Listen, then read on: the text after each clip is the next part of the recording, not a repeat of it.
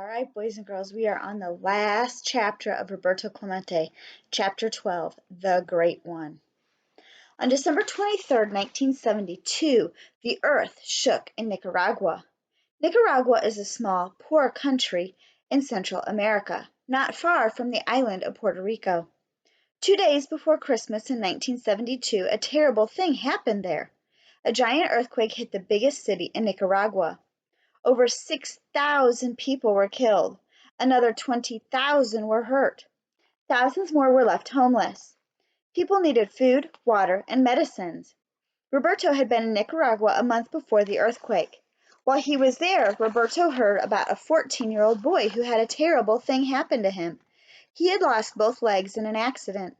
The boy's parents had died. He needed artificial legs but had no money to pay for them. A team in the Puerto Rican Winter League had raised part of the money the boy needed. Roberto himself gave the rest. He went to see the boy and told him he would be able to walk again. Roberto then returned to Pittsburgh. When the earthquake hit Nicaragua, Roberto thought of his young friend. Had he lived through it? Was he all right? He had to find out. Roberto also thought about the thousands of other people who had lost their homes and everything in them. Caring about others who had less than he did was nothing new for Roberto. He had followed his father's teachings. He helped out other members of his family when they were in need. After his brother had died, he supported his nieces and nephews. Roberto was kind to many people. One day, during a game, the Pirates announcer brought a deaf boy to meet Roberto. Roberto talked to the boy, using his hands and smiling. Later, Roberto took one of his bats into the stands where the deaf boy was sitting. He gave him the bat. On the side of the bat he wrote, "You don't have to be able to hear to play baseball and enjoy the game. Best wishes, Roberto Clemente." So no one was surprised when Roberto started helping people in Nicaragua after the earthquake. He went from door to door in his neighborhood in San Juan asking for money. He spoke on radio and television asking the people of Puerto Rico to give money, food, clothes, and medicines. He helped collect the supplies that came in, and he found ships and a plane to take the food and clothing to Nicaragua. All during the Christmas holidays in 1972, Roberto helped pack the supplies into boxes. 2 plane loads of goods had already been flown to Nicaragua, and another would go on New Year's Eve, the last day of the year in 1972. New Year's Eve is an important holiday in Puerto Rico. People come together from all over the island for family celebrations. But Roberto decided to leave his family and fly to Nicaragua. "I must see that the people who need the supplies really get them," he said. And what had happened to his young friend who had lost his legs? This was his chance to find out. The plane going to Nicaragua was a 20-year-old propeller plane. 3 weeks before, it had been in an accident. The brakes had not worked and the plane crashed into a wall. The propeller tips were badly bent. Now the brakes were fixed and the plane had new propellers. The plane was said to be ready to fly again.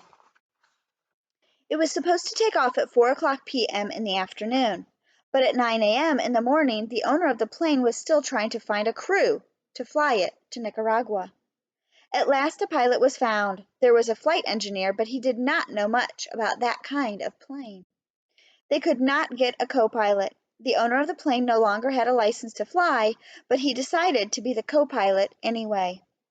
At 3:30, Vera took Roberto to the airport. The plane was not ready. Teenage helpers were loading the plane. It was already full, but they kept putting more and more boxes in. Everyone wanted to get the last of the supplies to Nicaragua. "Is it safe?" Vera asked. "Look, the plane is fine," the owner said. "It will be ready soon. If it were in bad shape, I wouldn't go myself," and he climbed into the cockpit. At 5:00 p.m., Roberto got on board, and Vera waved goodbye. But it wasn't until after 9:00 p.m. that the plane rolled down the runway toward the ocean for takeoff. The San Juan Airport is just a mile from the beach. The plane was only in the air for a few seconds before there was a loud bang. Flames shot out from one of the engines. The people in the control tower heard the pilot say, "I'm coming back around." Then there were 2 more explosions. The plane went off the radar screen in the control tower. A man who lived in a house near the ocean heard a plane roaring overhead. He looked out the window and saw it flying so low it almost hit the palm trees by the shore. Then he saw the plane fall into the ocean. The man left the window to tell his son to call the police. When he came back, the plane had completely disappeared, sinking into the ocean. It was after midnight when the phone rang at the Clementes with the news about the plane crash. Vera rushed to the beach. Bright orange flares lit up the night sky. Police cars parked on the beach and shone their headlights into the ocean. Coast Guard ships were in the water. Search crews looked for bodies and parts of the plane. Nothing was found. The next day the search went on. In the morning the beach was full of people. Some were standing in the water, some were holding small radios to their ears. The search went on for weeks. Crowds were there every day. Every afternoon Vera Clemente came and stood in the sand and watched. Then one day she stopped coming. The Coast Guard picked up parts of the plane. Later Roberto's briefcase washed up on shore, but Roberto's body was never found. It was hard to believe Roberto was gone. I expected him to swim to shore someplace, one of his teammates from the Pirates said. High on the hills in Pittsburgh, there is a billboard that everyone can see from the Pirates Stadium. It is lit up brightly at night. Most of the time, it is a sign that sells beer. But after the plane crash, the sign said something else. Adios, amigo. Goodbye, friend. Many wonderful things were said about Roberto, that he was the best ball player of his time, that he was the biggest hero Puerto Rico ever had. Roberto became the first Latin American ball player voted into the Baseball Hall of Fame. But there was something else about Roberto that was even more important. He was a good man, said Willie Stargell. On opening day of 1973, the Pirates scoreboard read, "Thank you, Roberto. We will never forget the great one." The city of Pittsburgh and the Pittsburgh Pirates kept their promise. They did not forget Roberto. In July of 1994, more than 20 years after the plane crash in which he lost his life, a statue of Roberto Clemente was dedicated at the Pirates Stadium in Pittsburgh. The statue was paid for by the people of Pittsburgh and shows Roberto dropping his bat after hitting the ball. It must have been a good hit. He is just starting to run as his eyes are fixed on the ball far in the distance. The statue tells us that Roberto lives in our hearts and our minds, but he lives on in more than our memories. Roberto lives too in all the children that he helped.